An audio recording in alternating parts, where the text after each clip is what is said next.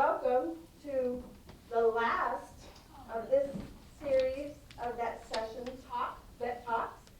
I am combining two today because we could not do the one that was originally scheduled for October 28th on Veterans Pension. So I'm going to combine it with Survivors Pension because the two of them kind of closely related. I want to thank all of you for being here. I want to thank Tony because Tony has been to every single one of these. So thank you. All right, here we go. So I did change a couple things from when I emailed you the slides yesterday to today. I was tweaking it this morning because I just can't let it go and be happy with it. All right, so I'm going to talk about Veterans Pension and Survivors Pension kind of together because a lot of the information is the same. Yeah, that's for you. A lot of it's the same, so rather than repeat myself, I'm just going to combine the two together. All right, so it's a monthly, and I have that starred, and I'll tell you why. Tax-free monetary benefit for low-income veterans or their surviving spouses. It's two separate programs. So the reason I have monthly starred is the way the calculation works, if the amount of pension that you get is less than 4% of the maximum annual percentage rate, which I'll explain to you as we go along, if it's less than 4% of that, then you wouldn't necessarily get a monthly payment. It would be broken out. I don't know how they break it out, but it would be broken out a little bit. So for either the veteran or the survivor pension, it's based on the veteran's military service, and that service does have to meet certain requirements. And I'm going to go into these more in depth on the following slide. So wartime service, length of service, discharge type, and then age and medical conditions also come into play. You cannot exceed a certain net worth limit, and there is a countable income limit as well, which I will explain that. And I have in there that you want to update that yearly. So everybody, if you're on Social Security, you know your Social Security changes every year. Your Medicare Part B premium changes every year. Probably your other health insurance premiums change every year. So that's why you want to update it yearly, because you might be entitled to more or less money depending on how your income and expenses change. And then there are 3 levels of pension, which I'm going to go into individually. There's just the straight pension, house found, and aid and attendance. So let's talk about the wartime service. So a veteran for this program, the way the law is now, the veteran has to have served at least 1 day during wartime period. These are the wartime periods right now. So obviously there's some that go further back, World War I, Spanish-American War, but I don't think we have anybody. Possible we have some surviving spouses of a World War I veteran, I don't know. But I just started with World War II and going up. Gulf War, you can see, starts August 2nd, 1990 to a date to be determined. We have technically been in a wartime since Iraq invaded Kuwait on August 2nd, 1990. That has not ended yet by law or presidential proclamation. Okay, so I just want to highlight Vietnam, right? Because there's 2 qualifying date ranges. One is if the veteran served in country, it goes back to November 1st, 1955. That's pretty recent that they backdated that. If you served anywhere outside of Vietnam, the starting eligibility date is August 5th, 1964. So I know that might affect a lot of you people, a lot of you veterans in this room. I shouldn't say people. Any questions about the wartime dates? So next is length of service, and they changed this. And if you've been to these sessions, you've heard me mention the September 7th, 1980 date a number of times. So that's when they changed the length of service you have to qualify for benefits. Prior to that, you only had to serve 90 days of active duty. After that, because if you were enlisted, it's 24 months, or if you were a reservist and you were called up to active duty on federal orders, you had to serve the entire length of time you were called up for, whether it's 6 months, 12 months, 18, whatever it is. if you're discharged early because of a service-connected injury or illness, they will waive the 24 months or the full period called to active duty, because you were discharged because of something that happened to you while you were on active duty. If you're an officer, that start date is October 16th, 1981.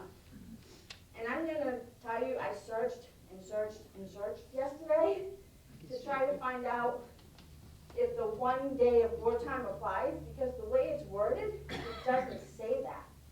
So I don't know if that applies if you were an officer or not. Do we have any officers in this room that were an officer? No? I'm not talking about at your house, I'm talking about in the military, Paul. What did I do? So, but in general, after 9/7/1980 or October 16, 1981, if you're an officer, 24 months of active duty. For officers, that's what I believe is the case. All right, and then discharge type. So, honorable discharge or under honorable conditions discharge. Now, what if you got an other than honorable or bad conduct, something like that? That doesn't automatically disqualify you from receiving this benefit. It just means that the VA has to look at the circumstances surrounding your discharge and how your military service was otherwise and determine if you could qualify for this benefit. But if you have honorable or under honorable conditions, that doesn't have to be reviewed. Questions about this one? Okay. So now we're going to talk about your age and medical requirements.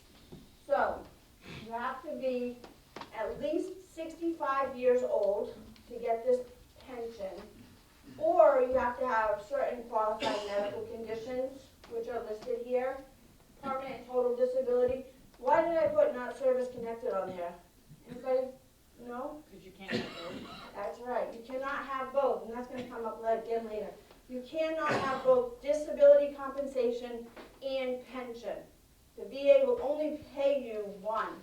They're going to pay you the higher of the benefit that you qualify for. If you're 100% permanent and totally disabled by the VA, your disability compensation is going to far exceed what you can get for pension. So that's why your disability does not have to be service connected. And your disability cannot be due to willful misconduct or vicious habits. That's quoted from the law. That's not my words. Or you could be in a nursing home because of a disability, or getting Social Security disability or supplemental security income. So those are if you're under 65. If you're over 65, then the medical conditions don't really come into play as far as basic eligibility. All right. If you're applying as the surviving spouse for pension, you cannot be remarried. If you are a surviving spouse and you get a pension and you get remarried, you lose entitlement to this program, to this benefit. And then surviving unmarried child, right? So minor, under the age of 18 years old, or under 23, but going to school, the school that the VA says is a legitimate, accredited school probably. And then the last one is if the child was either born with a disability or incurred a disability prior to reaching the age of 18 that makes that child unable to care for themselves. So those are the three criteria for a child to get a survivor's pension. Questions? Okay. 1 second here.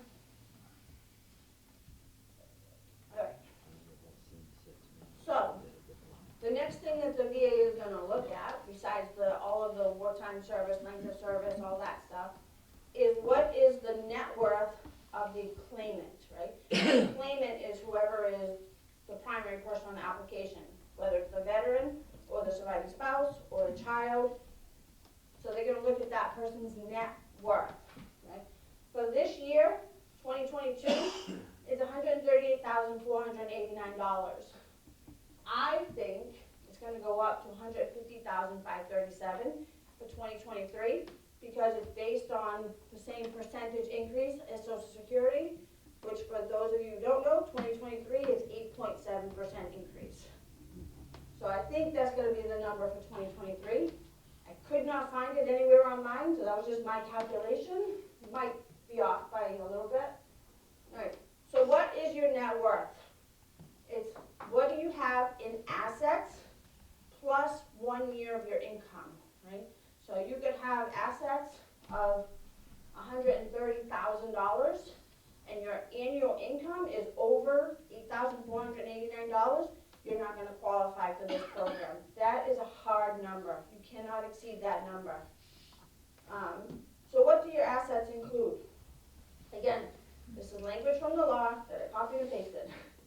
Fair market value of all your real and personal property, minus any mortgages or encumbrances you have. So what do they consider real property? Your land that you own, buildings that you own.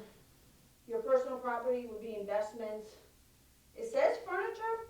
I'm going to talk a little bit about furniture after.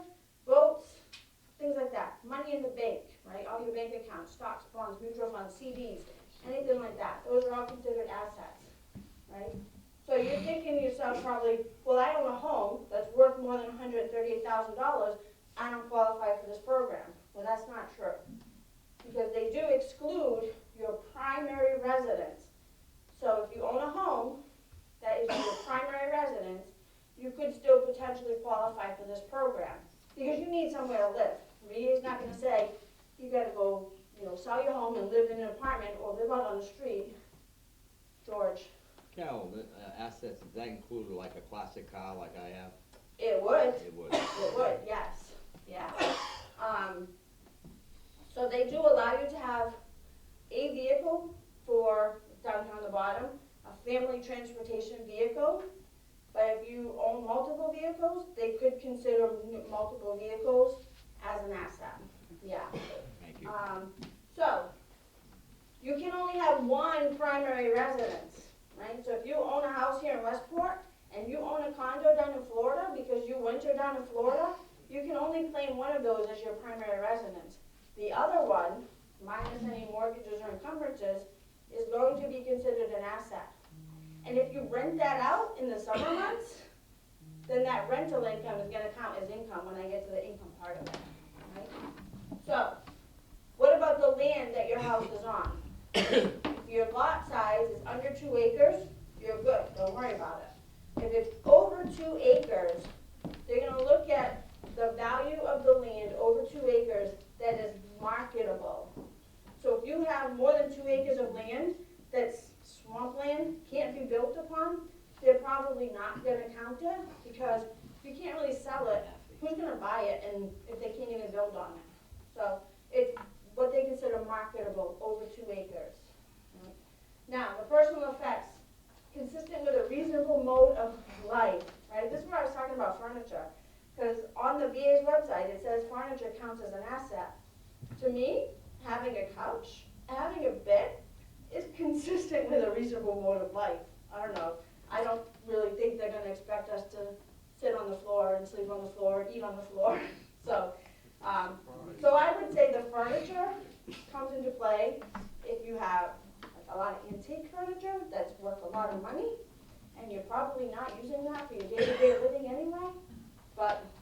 And I'll tell you, on the application, I have never seen it ask the value of your furniture. I'm just going to say that. Questions so far about assets? Asset transfer. The VA on October 18th, 2018. It jumped to pages, didn't it? What's that? It jumped some pages. No, it's okay. This is where we are. Right. October 18th, 2018. The law changed. It said if you transfer an asset for less than their market value, the VA is going to look at the total value of the asset that you transferred and see, and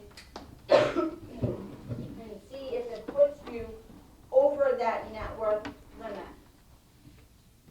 So, and it's a 3-year look back, right? So if it came into effect October 18, 2018, we're 3 years beyond that date, so any new application is going to automatically have a 3-year look back. If you transferred an asset on October 1st, 2018, and you applied for pension on November 1st, 2018, they were only going to look back to the date the law changed. And now we're beyond that 3 years, they're going to look back the full 3 years. Right? So what do they consider an asset transfer? selling, conveying, gifting, or exchanging something for less than the fair market value, right? So it gets a little bit confusing, so just kind of bear with me as I try to explain it, okay? So if that asset would have pushed you above that net worth limit, which for this year is at $138,489, so if it pushed you above that limit, the amount that you're above by, I'm gonna go and bring this up here. Okay, so this is the net worth limit, 138.49, right? So the asset again is your assets, what you own, you can convert to cash. Say it's $120,000. 1 year of your annual income, let's say it's $15,000, and the value of the transferred asset is $20,000. So they're gonna look at that. So that puts you at $155,000. You follow me so far? Yep. Okay. So that's going to put you over it. So they're going to look at how much are you over it by, and they're going to do a calculation and come up with a penalty period for that, what they call the covered asset. The covered asset is the amount of money that you're over the net worth limit by. And I have another little table here. Right. So here we go. Come over here. All right. So this is your total net worth, 155, right? Carries over. This is the net worth limit for 2022, 138.49. Your covered asset in this case is $16,511. That's the difference between these two numbers. Then they're going to take, they have what they call a penalty rate, which the penalty rate is always the maximum annual pension rate, which again I'm going to explain, for a veteran with a spouse eligible for aid and attendance benefit. So it's pretty much the highest you can get unless you have children. They can take 1 month of that, which for this year is $2,431. They're going to divide this into this, and they're going to come up with a number. In this case, that number was 6 point something. So it's going to always round down. So in this case, it's 6 months. It could be 6.999, and it's going to round down to 6 months. Does this make sense how they figure out the penalty period and the asset, the covered assets? All right. I'm going to just use the same example. All right. So let's say the assets, the countable assets was only $100,000, not $120,000. So that drops the net worth value to $135,000. That's under the net worth limit. No penalty period applies. Because even if you still own that asset, you would not be above that net worth limit. So they don't care that you gave that asset. They don't care that your daughter got married and you gave her $20,000 as a wedding gift, whatever it is. Because you're under that limit, and you still would qualify regardless. Questions? I know it's a little confusing. No? Okay. All right. Now let's look at the next thing the VA is going to look at is your countable income. And I'm not calling it income because it's an adjusted amount. Somebody coming in? Yeah.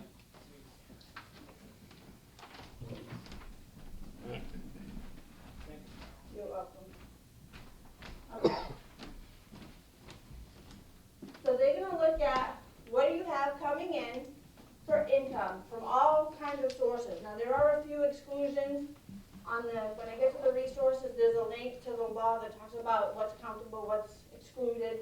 So basically, if you're working, if you have any type of investments, pension, bonuses, commissions, overtime tips, if you own a business, if you own a second home that you rent out, that rental income is income for these purposes. So they're going to look at your income. Then they're going to look at what are you paying out in medical expenses, and there's a whole list of them here. So what are you paying out for medical premiums, for co-pays, for doctors, hospitals, prescriptions? What are you paying for over-the-counter medications, as long as it's prescribed, like the doctor says, you need this medicine, but it's cheaper to get it over the counter than it is to get it do a prescription, they'll still look at that. Medical supplies, equipment, medically necessary food, vitamins, supplements, right? If the doctor says you need to drink Ensure, to me, that would be like a medically necessary food. Adaptive devices, right? Walkers, crutches, wheelchairs, things like that. If you have a service animal that's medically necessary, they'll even look at the cost of having that animal, veterinary costs. They do not include food, boarding, grooming, routine expenses. The food, if it's a prescription food, the vet says your dog needs to eat this particular type of food for whatever reason, they will count the cost of the food as a medical expense for you. Transportation, so for medical appointments, so if you're driving back and forth to hospitals and doctors all the time, you can count the mileage. And then if you are in a nursing home or assisted living facility, or if you're in your home and you're paying for somebody to come in to care for you, they will look at certain expenses for that. And I say certain because there's a worksheet that goes with this application that based on how it's answered, they will count all or only a portion of that expense as a medical expense. Right? Is this making sense so far? Okay. So, I have a little bit of an example here of how you can be eligible based on your countable income. So, over here, the big orange box is the maximum annual percentage rate. So let me just explain what that is. So the VA every year comes up with the maximum amount of money that you can have and still qualify for this program. So in your handouts, it has a chart, right? So we're I don't have one on here. So for a veteran alone, let's say, I want to say it's like let's say it's $18,000, right? That's the maximum annual percentage rate. It's $18,000. So if your income exceeds that, you're not going to qualify. But if your income falls below that, then they're going to supplement your income up to, so that's what this is for. So they're going to look at this amount of money and determine where your income falls in relation to this predetermined amount of money based on your situation. Right, so this is your maximum annual percentage rate, and this is your countable income. So you can see it's about half. So what the VA is going to do is they're going to supplement your countable income to get up to that predetermined amount of money. You following? All right. So in this case, you could possibly be eligible for pension based on all the other qualifying criteria. Now, what if your income exceeds that amount of money, that predetermined amount of money? Then until it falls below it, you will not qualify for this program. And it doesn't matter if you're applying as the veteran for a veteran's pension, or if you're a surviving spouse qualifying for the survivor's pension, applying for the survivor's pension. The only thing that's going to change is this dollar amount. But the theory behind it is still the same. Questions about that? That also counts stocks in like 401k and stuff like that? So that would be your assets, unless you're drawing money from it, right? Like if you have a 401k and you're over a certain age, I think you have to start drawing money from it, then what you're drawing from it would be considered income. But the value of it would be considered an asset, part of your net worth. Okay? Did everybody hear her question? Yeah.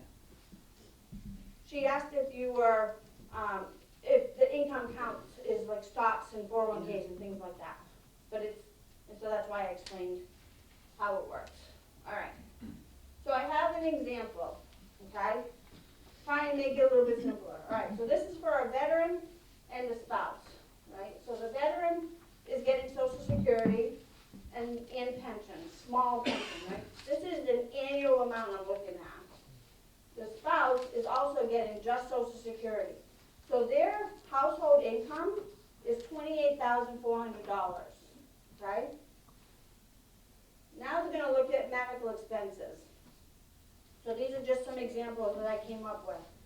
So if you both have Medicare Part B, right? If you're over 65, you should have Medicare Part B.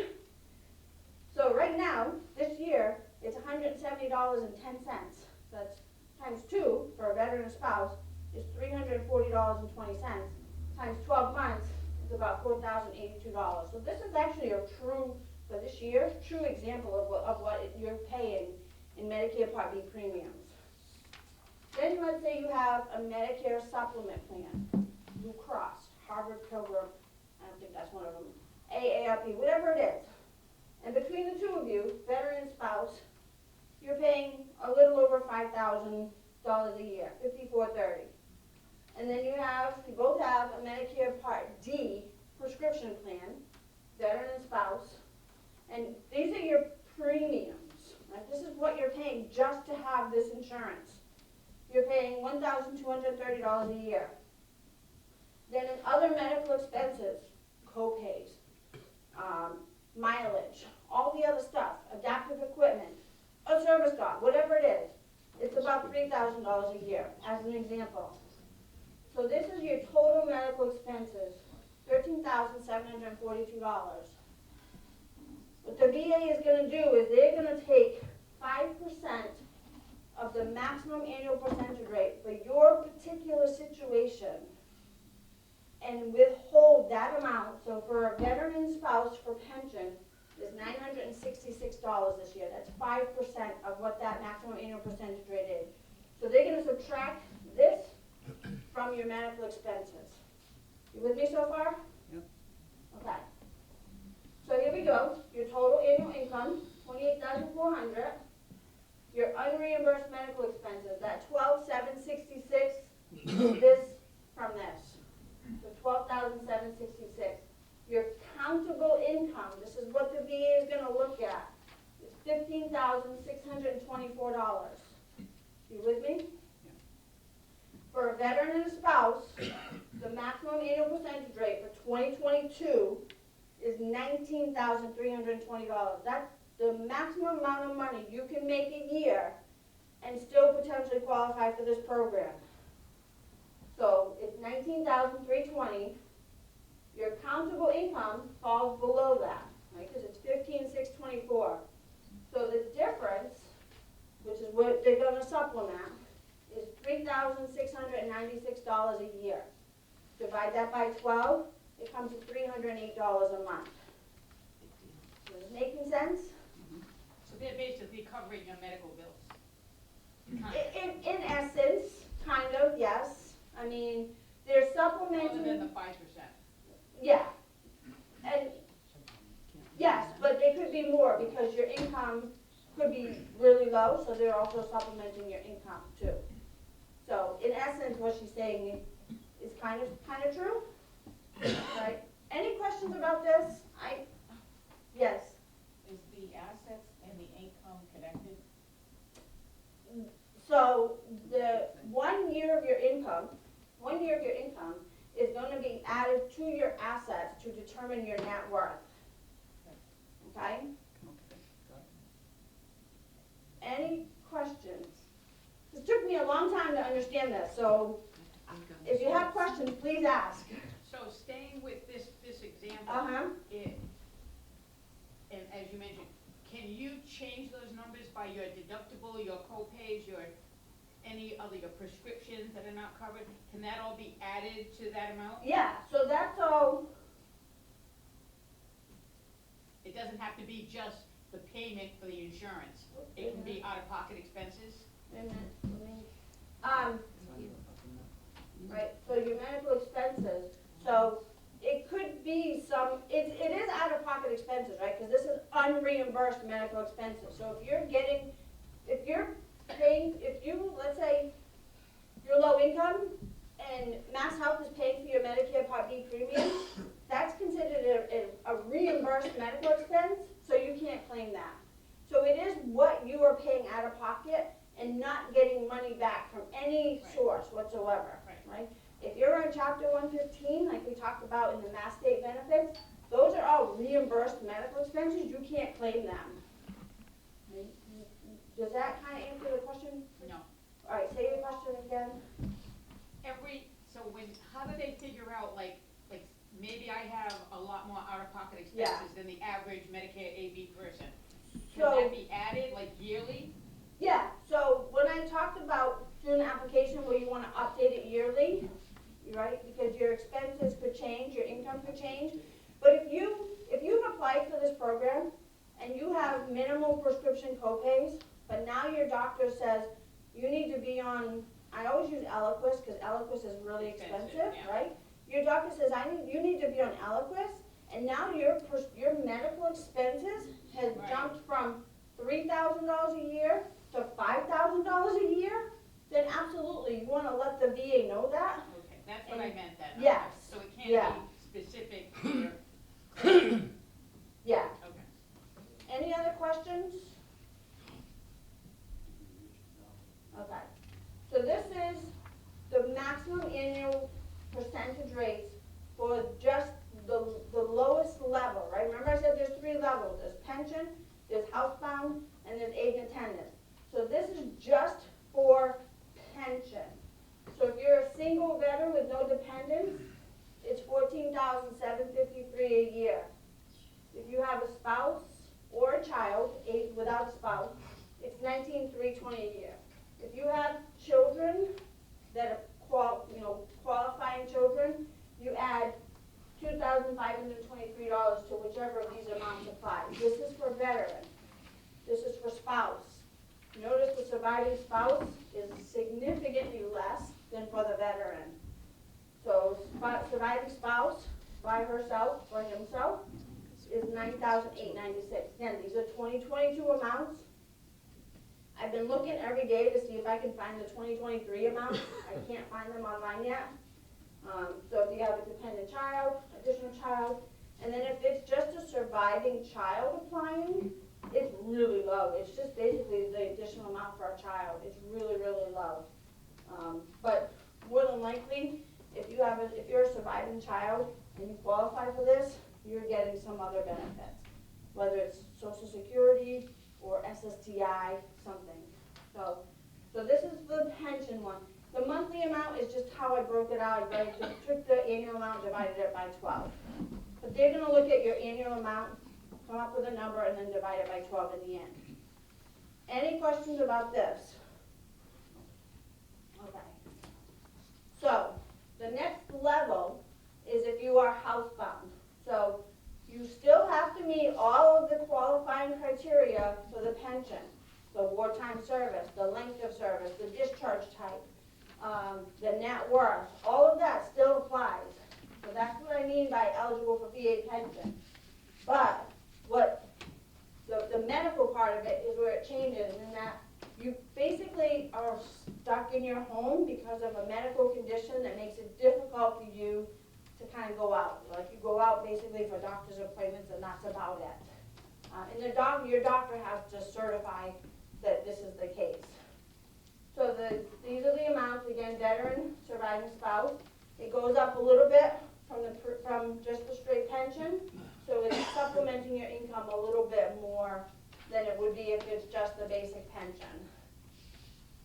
Questions about housebound? There's not a lot on here because I haven't dealt with this one a lot. The next slide is where I get a lot of calls about. All right. So aid and attendance. How many in here have heard about aid and attendance? Really? Not one of you? That surprises me. Okay. So, again, you have to qualify for the basic pension first, all of the qualifying criteria, and you have to meet at least one of the following. So, you need somebody to help you with at least 2 activities of daily living. So that's what these little bullet items: bathing, eating, dressing, toileting, ambulating within your home, transferring, so getting in and out of bed, things like that, getting in and out of chairs. So those are the activities of daily living that the VA is going to look at. Medication management is not an activity of daily living. Cooking is not an activity of daily living. Eating is, but not cooking. I don't know why. So you have to meet at least 2 of those, or you need to stay in bed, not at home, but in bed for most of the day because of your illness. And again, these are not service-connected conditions. This is just a condition that you have, regardless of how it incurred. Or, except for the vicious habits. And, can you hear me okay? Yeah. Alright, or if you have dementia or Alzheimer's and you need somebody to basically stay with you because it's unsafe for you to be left alone because you might go wandering the streets. So you need somebody to basically be with you around the clock. Or you're in a nursing home because of either mental or physical disabilities, or there's some issues with eyesight as well. So I'm not an optometrist, I don't know what all of that means, but that's what it is. So this is the requirement to qualify for aid and attendance. And then these are the amounts, so again, they're higher even from above the housebound one. All right, and again, the same formula works. This is the maximum annual percentage rate, so you can, in theory, have higher income and qualify for the aid and attendance as long as you meet one of the other requirements. You following me? Yep. No. Who said no? No, I said yeah. Oh, you said yes? I'm sorry. All right. So, reminder, I brought this up at the beginning. You cannot receive both compensation and pension at the same time, or housebound and aid and attendance, because that's just enhanced levels of pension. And the VA will pay the higher of the two if you're eligible for both. All right. How do you apply for pension?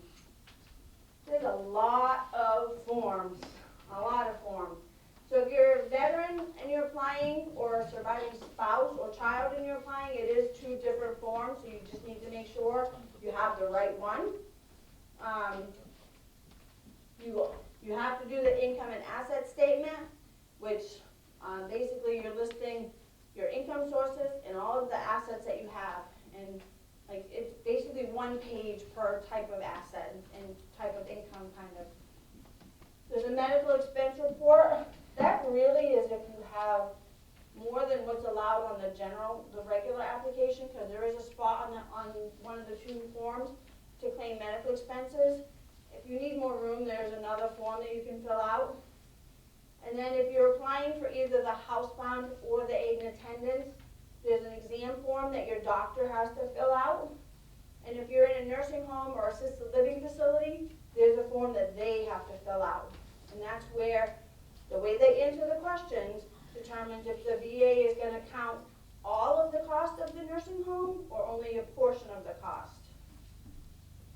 And then obviously you need the Veterans DD 214, or if it's prior to 1950, the WDAGO form. If the veteran is married, or if it's the surviving spouse applying as the claimant, you need your marriage certificate to the veteran. And if you're claiming any children as part of that, or if the claimant is the surviving child, then obviously they need to provide their birth certificate as well. All right.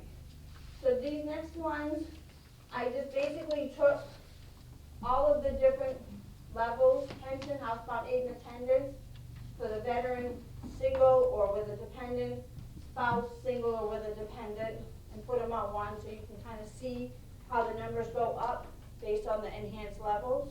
Right, you got 14,753 or 18,029 or 24,610. So you can see how they go up. And then, what happens if you're 2 veterans married together?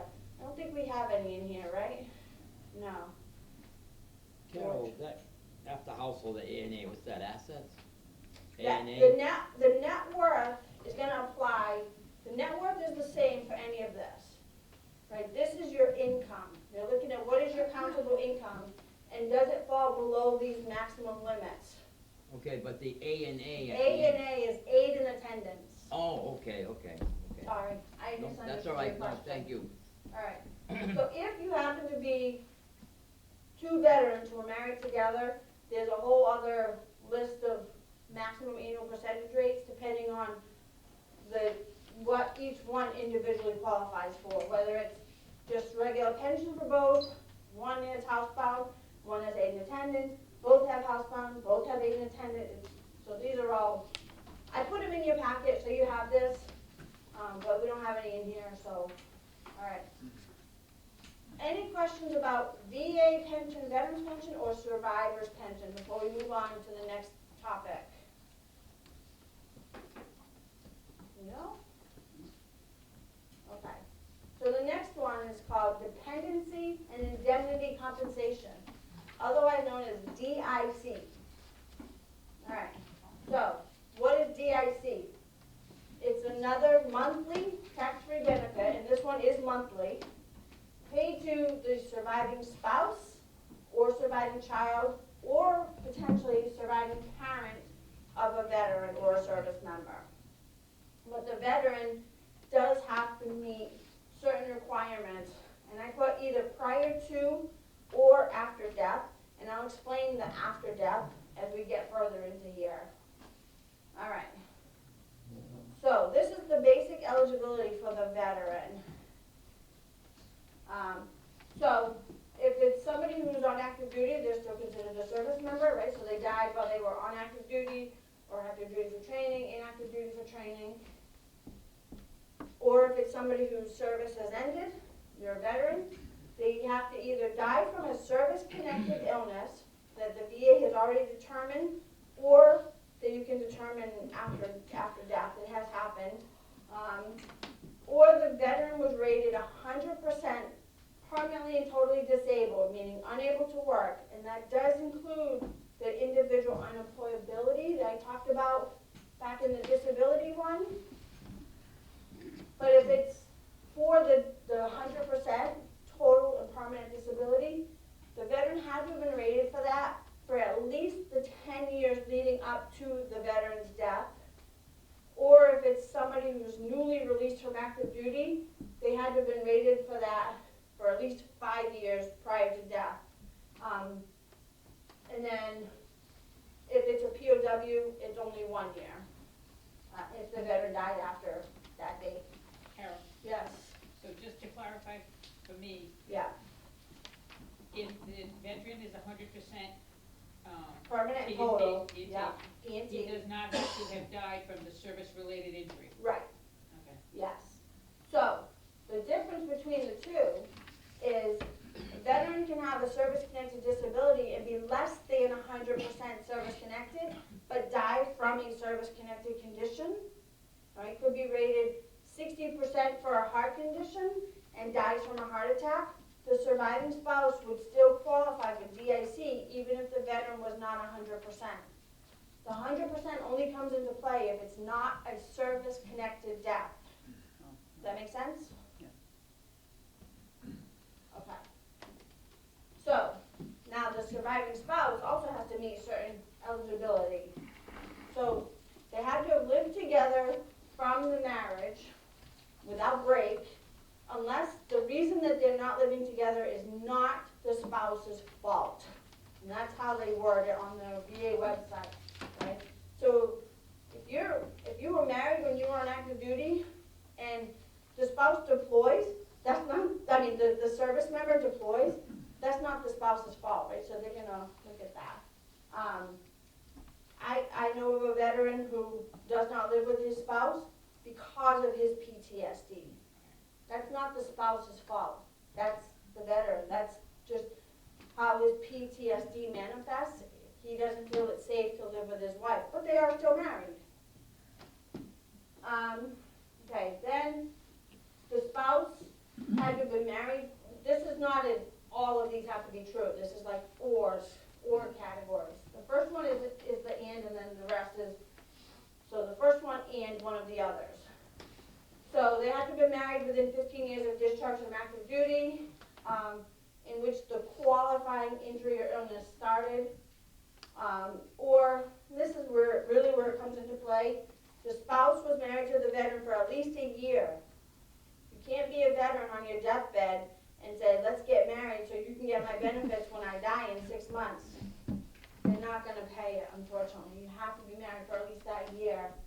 Or you could have had a child with the veteran, but be married. What if the spouse remarries, right? On pension, you can't get remarried if you're the surviving spouse. You lose that benefit. For DIC, if you remarry, as long as you meet meet one of these two criteria, based on your age at the time of remarriage and the date of remarriage, you may still qualify for this benefit. All right? Okay. So, this is the rate for 2022, $1,437.66 a month. But there are certain criteria that you could potentially meet that can increase that amount.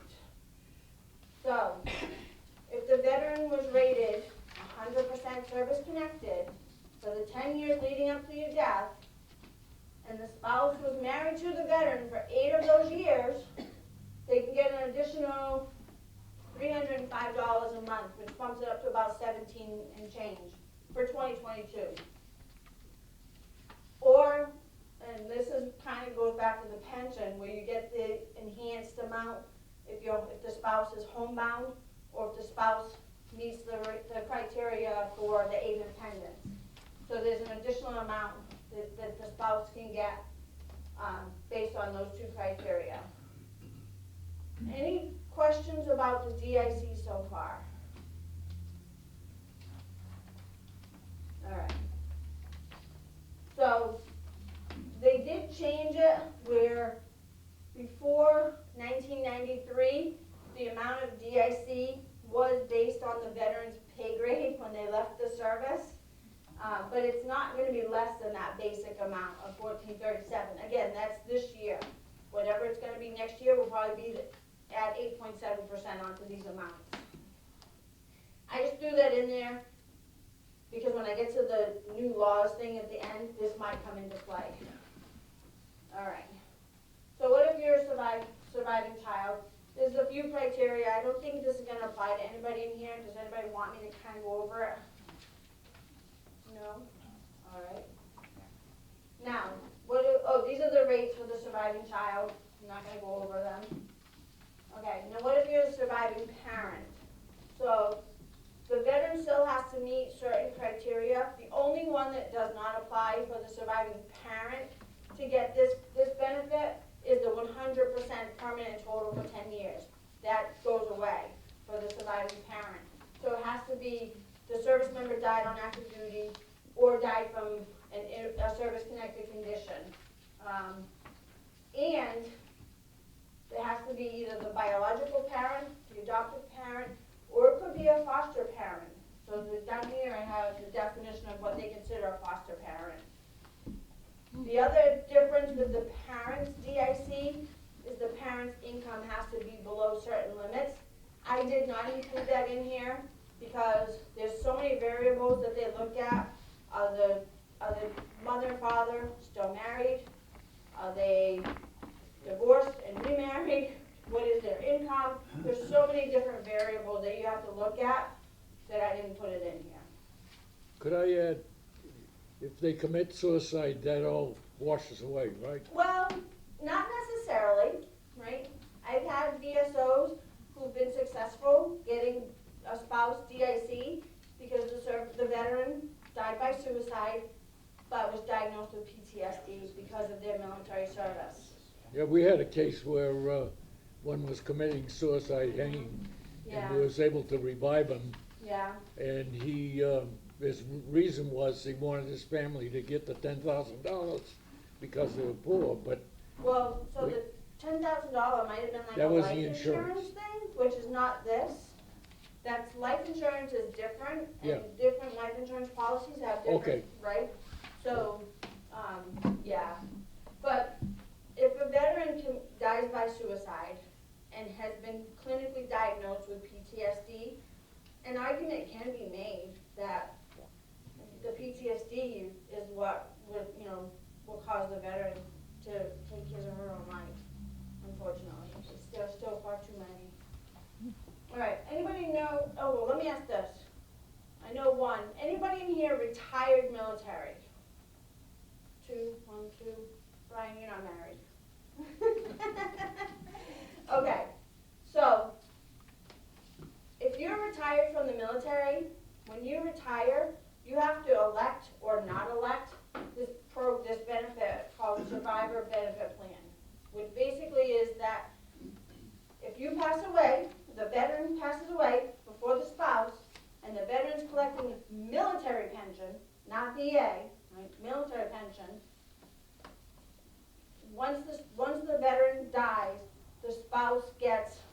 an annuity from the Defense Finance and Accounting Service, DFAS, right?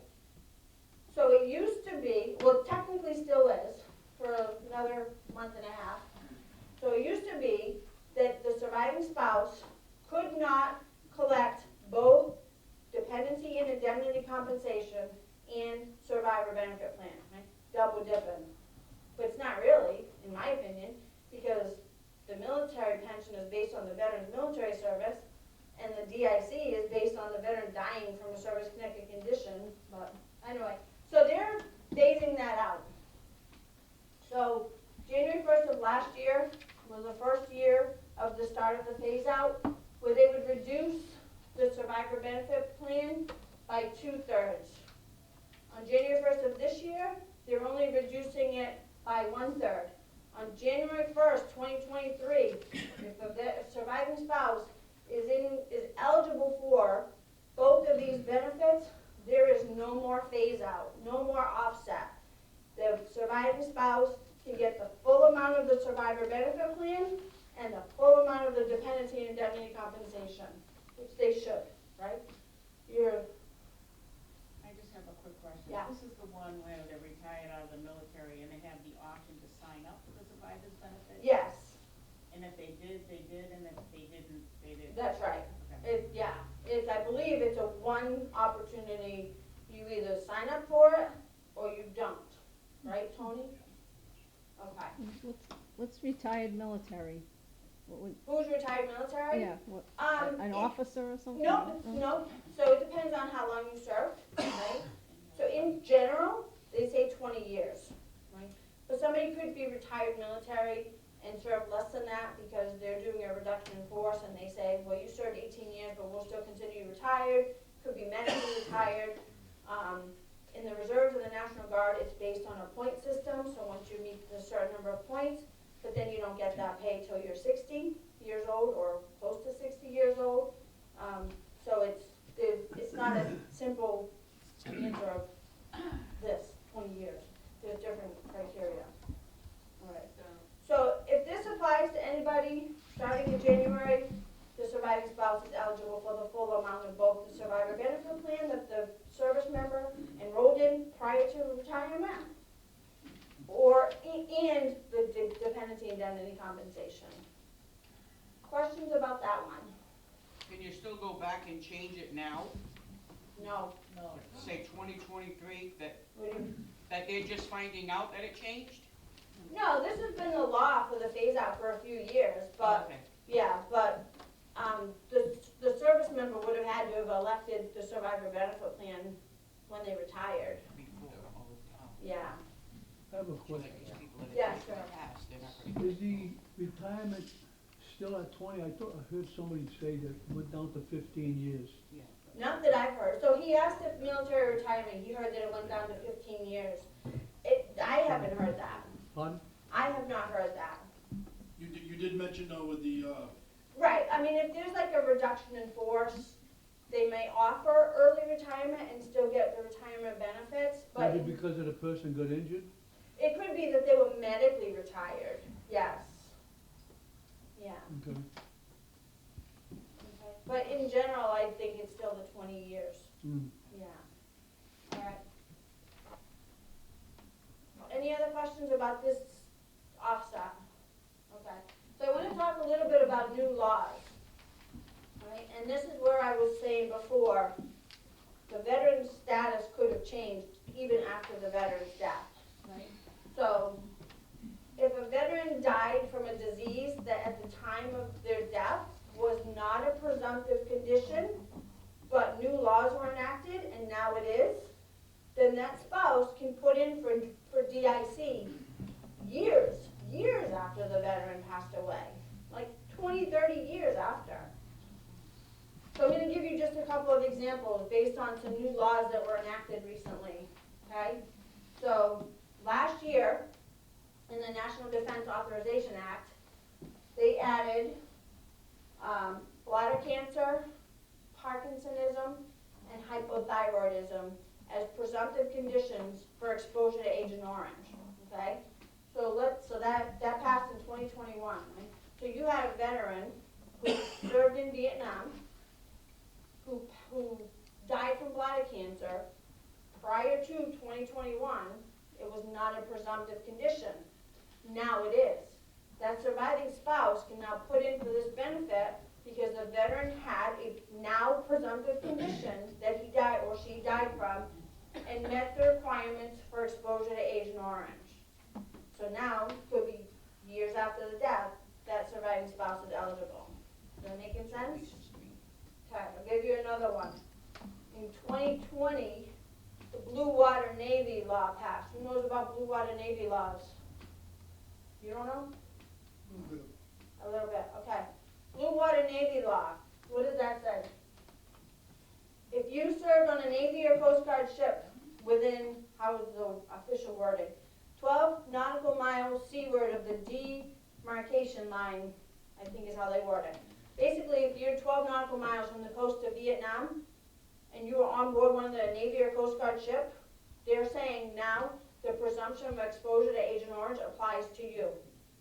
So all of the Agent Orange presumptive conditions now apply to you, right? So if that's you, and you die from a presumptive condition, your spouse can get DIC. So if the veteran passed away before the Blue Water Navy law passed, and now all of these sailors from the Navy and Coast Guardsmen were presumed to be exposed to Agent Orange, and they die from any one of those conditions, they can now put in for this benefit. Is that making sense to you? Question. Yes. So, with that particular law, if someone's already 100%, If the veteran is already 100%, Right. yeah, and this also applies, yeah. can you go above 100%? For pay purposes, no. But they should apply for the additional benefit if they have a presumptive condition, because if they pass away from that presumptive condition, it's easier, the service connection has already been granted, Right. and the surviving spouse doesn't have to go back after the fact and try to get it proved that it's a service-connected condition. It makes the DIC application a lot quicker for the VA to process, a lot easier. Does that make sense? Does that answer your question? Yeah, we'll Yeah. talk about it later though. Okay. It's confusing, okay. Thank you. Okay.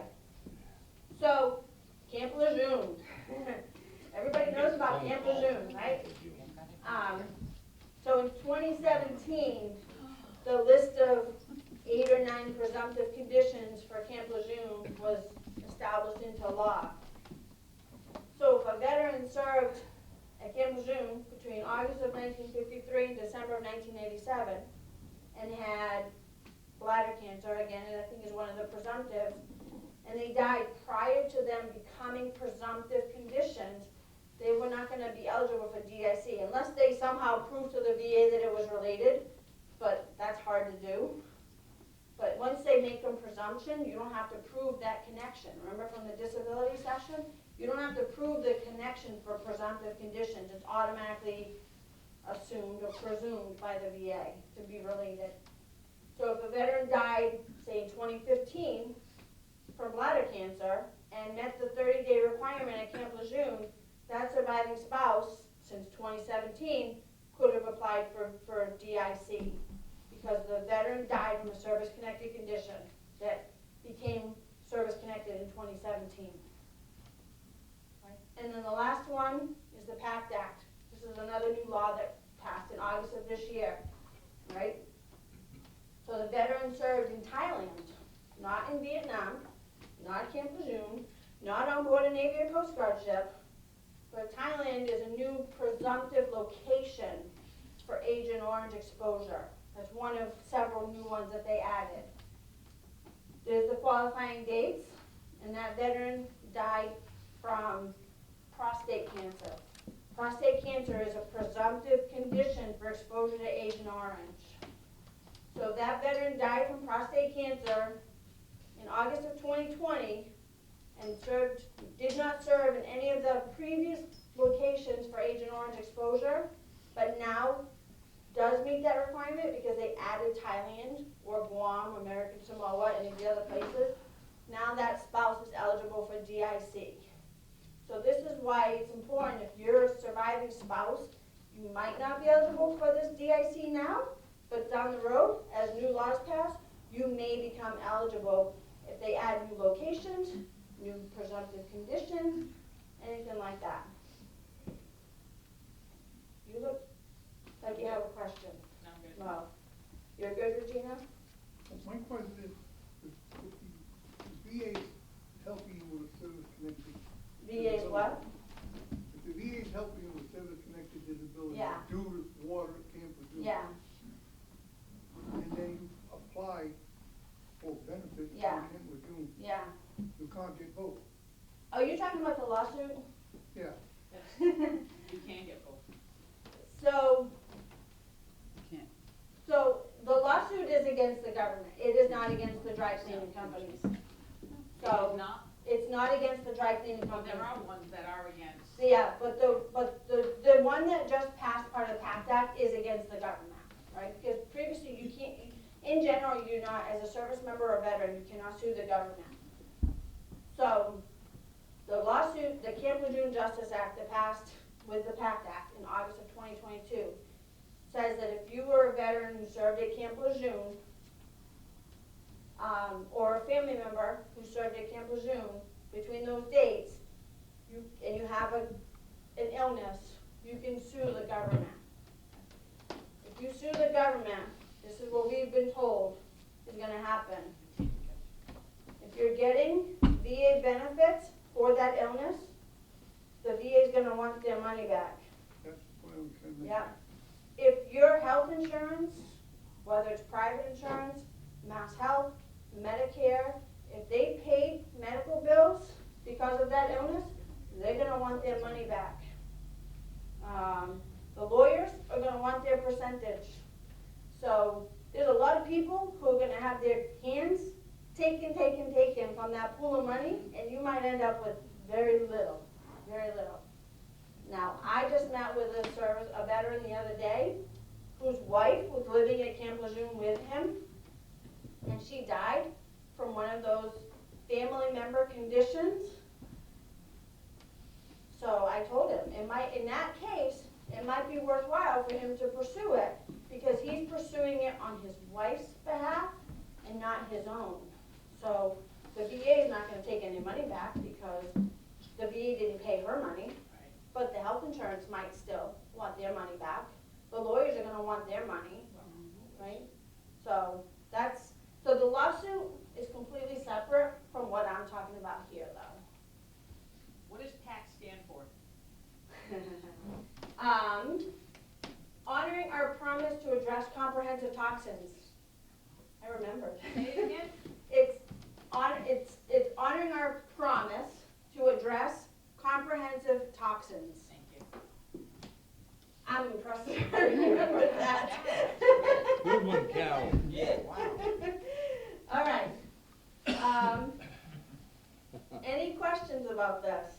And please, if you know of a surviving spouse who, veteran, service member, spouse, was in the military, please refer them to me. Or if they don't live in Westport, refer them to the VSO where they live, because they might now be eligible for benefits that they were not eligible for before. Because there's been a lot of new laws passed in the last 6 years, 7 years.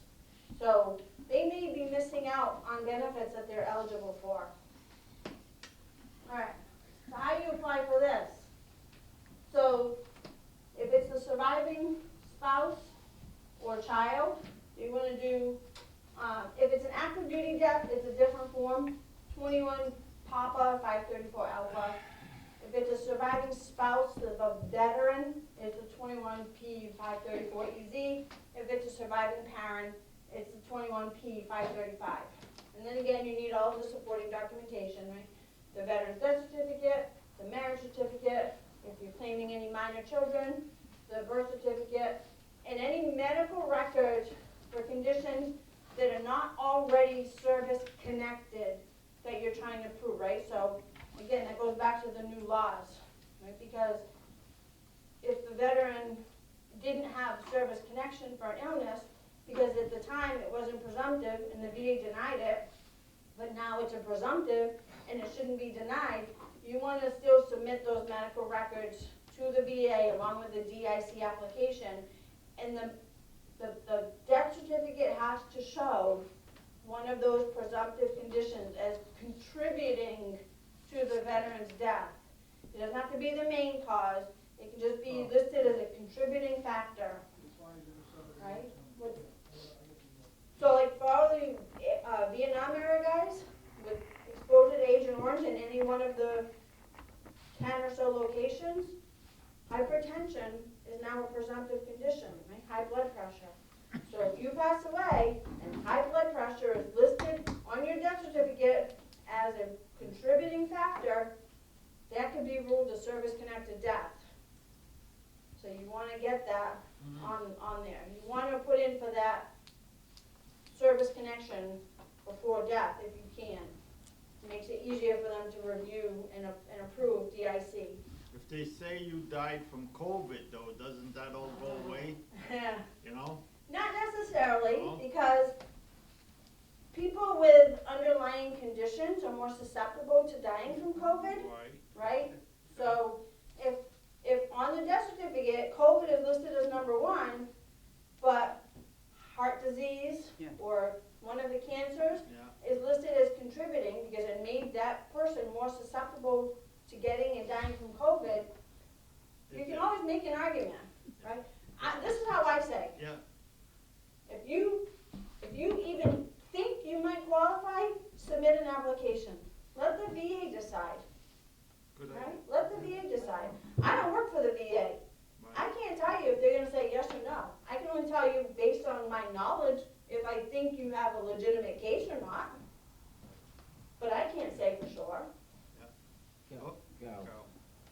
And when COVID was running rapid, when it Yeah. first came out, everybody that was dying, okay, they listed it as COVID, but yet they had a heart attack. Right. You know, Right. everybody died from Because they COVID, got you know? money for every COVID case Yeah. that they had. Exactly. So you That's have So- to be proactive when Yeah. someone dies, to speak to the physician Yeah. and make sure that they put what is right on the death Yeah. certificate, because there's no going back. Right. You can get a death certificate amended. You absolutely Well, but can. it's a lot not harder than easy. doing it. Right, it's not easy, but you can get a But death I'm certificate I'm just saying, amended. everybody died from COVID. Yeah. You know? You know? Oh, you're right. Any comments, questions? Alright, so I wanted to talk a little bit about a couple of additional benefits that are not related to the VA. So, and again, this is pretty much if the veteran dies from a service-connected condition, additional benefits the spouse may be entitled to, right? We talked on November 4th, the Mass State benefits, the state annuity. Right now, if you're a veteran who's 100% service-connected, you're eligible for a state annuity of $2,000 a year. If you this veteran dies, that does not automatically go to your surviving spouse. The death has to be service-connected for the spouse to now get that annuity. So it ends at the veteran's death unless it's a service-connected death and the spouse has to apply for the annuity in his or her own right. Sorry.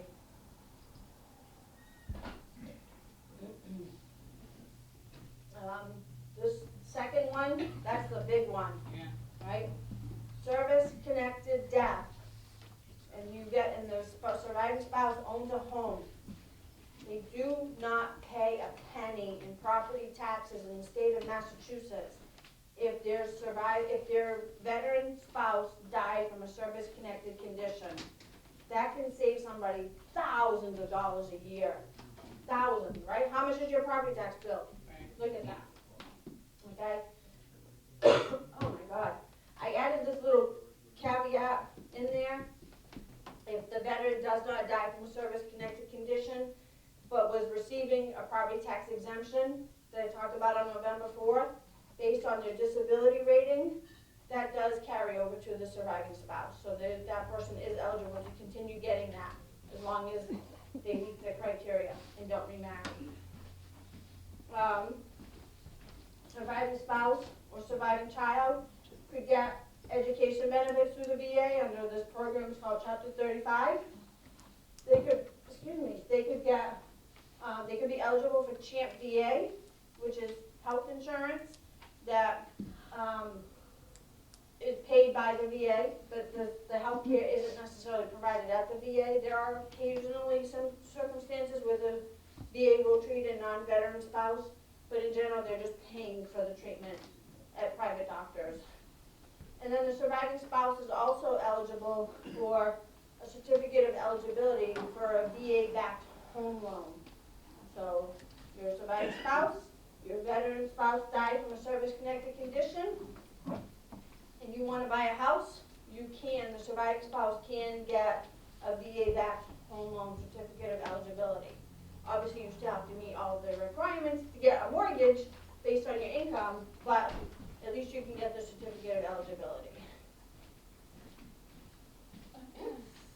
Questions? Whoops, wait a minute. What did I do here? I don't know what I just did here. All right, anyway, it was my questions screen. So, all right, I'm not gonna start again. Any questions? I know this is a lot of information. Carol, okay, we're talking about spouses now. Spouse could be man or woman, right? Right. Okay. Now, with this changing world, okay, Yeah. that we have, and we're talking about veterans being married to veterans. Yeah. What if they're the same-sex couple? and Right they're married? now, Yes. Does it, we all this recognize, apply? right now, the VA recognizes same-sex marriages. right Okay, now. that's what I'm, you know, Yeah. because it was always man and woman, you know Yeah. what I'm saying? Right now, it's everything's federal law is that same-sex marriages are legal. Okay, If that changes, which I hope it doesn't, but that's, yeah, I was just Yeah. curious, what, you know, right. really, So, because it was yeah. always, everything's different now, you know what I'm saying? So, yeah. So that's Well, federal, hold on a second, I think you had a question first, right? okay, Okay. so that's federal law, not state law. No, Massachusetts was actually the first state in the country to. Yeah, we to- happen to honor it here in the state of Mass, but Yeah. other states don't. Other states don't, but these are This federal is federal. benefits, Yeah, right? okay. So it doesn't matter what other states do, these are federal These are benefits. federal benefits, Federal, okay, yeah. got it. So when it says that the surviving spouse may be eligible for CHAMP VA, how do we know? So if you're over 65 and your spouse, veteran spouse died from a service-connected condition, you have to enroll in Medicare Part B. If you are not enrolled in Medicare Part B, you cannot get CHAMP VA. That's why I said maybe, Oh, Okay. right? If you But- have other health insurance and you choose not to enroll in Medicare Part B right away, you can't get CHAMP VA.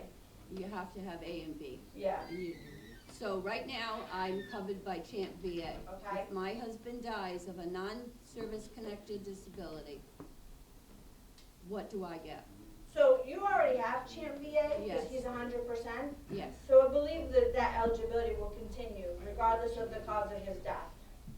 so if he passes away from the non-service disability, where do I go for help for this? Me. Okay, You call me up and we would talk one-on-one about all the different things that you need to do and that you would be eligible for. Yeah. Okay. Any other questions? Does it have to be a certain doctor that you need to go to For what? for the CHAMP? No. anyone that's covered by Medicare, Yeah. they'll recognize it, Yeah. and they'll pay 100%. I mean, not a certain doctor for, like individual, but We don't need a, yeah. we don't need a It's, referral. I don't believe you need referrals. No, I think it's like a PPO plan, I believe. I've had wonderful results Yeah. from the CHAMP VA. I have no complaints. And if you have a question, you just call them up and they say, okay, we'll pay that. Yeah, I'm gonna just say for CHAMP VA, and I learned this because somebody in this room was going to see me and I had to do my research. So CHAMP VA, if you do mail order prescription, there's no cost. Right, But if you choose to go to a pharmacy, there is a copay, right? right. But they'll sometimes reimburse you. Yeah, That's okay. If you needed A veteran If you need it fast. passed away. yeah, Spouse entitled to a portion of the pension. No, no, no. no. Anything So, covered by Medicare, they'll pick up the if a rest. veteran is 100% service, his question was if a veteran is 100% service connected and passes away, is the spouse entitled to a portion of that pension, right? Which is technically called disability. So the disability compensation ends at the veteran's death, right?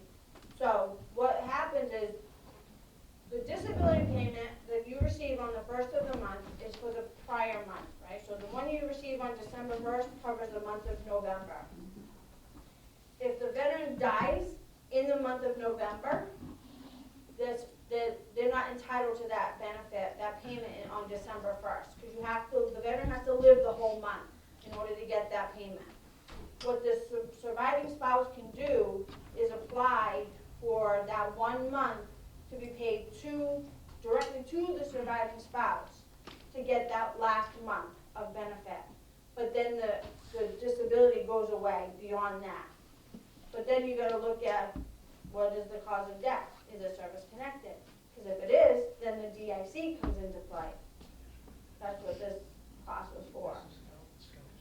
If it's a non-service connected death, but the veteran is 100% for 10 years, then they could still get DIC. Or if it's a service connected death, then the surviving spouse gets the DIC. Does that answer that question? It would be at least 10 years. At least 10 years But he has to be of 10 years, 100% permanent total Right. or a service connected death Right. for the DIC. Yeah. Any other questions? No? Thank you, Carolyn. Very good. Thank you. Nice job. Again, I do want to thank you guys. I hope that you got something out of at least one of these that you came to. I am going to probably do these again in the spring, either at night or on a weekend, so that people who work and can't come here on a Friday morning can come to these sessions, but you're always welcome to come to it again if I do them again. New things might have changed between now and then, you never know.